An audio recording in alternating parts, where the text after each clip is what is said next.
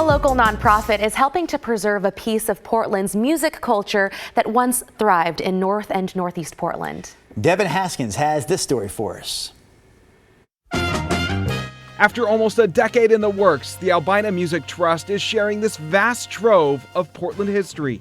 There was so much of the neighborhood's legacy that was under-documented. Calvin Walker on the left and Bobby Smith in the center are the Trust's co-founders. Smith is also the archivist. Ken Berry on the right is with the World Arts Foundation that's behind this initiative. It's a story of this community and this phenomenal work that was done by people who are anonymous to most, but by one click on that archive, you can spend hours there, literally. There are some 10,000 photos, audio recordings, videos, and printed material from over 150 collections that make up the Albina Community Archive. It focuses on Portland's once thriving funk and jazz scene in the city's Albina neighborhood. It was a rich community. You know, when people are left to their own devices, it's amazing what they can achieve.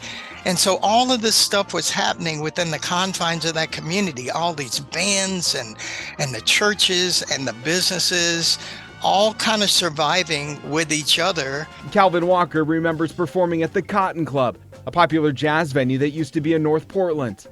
It held some very famous names like Sammy Davis Jr. And we all aspired to play there. So Jimmy Sanders and I were able to play there when we were 13 years old. So if you can imagine being a teenager in the 7th grade and playing a gig at the Cotton Club and then going back to the 7th grade the next day, is pretty crazy. And there are plenty of other places, photos, musicians that need to be remembered for future generations. It needs to be passed on. So that's what my goal has been, is to pass it on. So that it is one of the goals of World Arts has been to preserve African American contributions in American culture.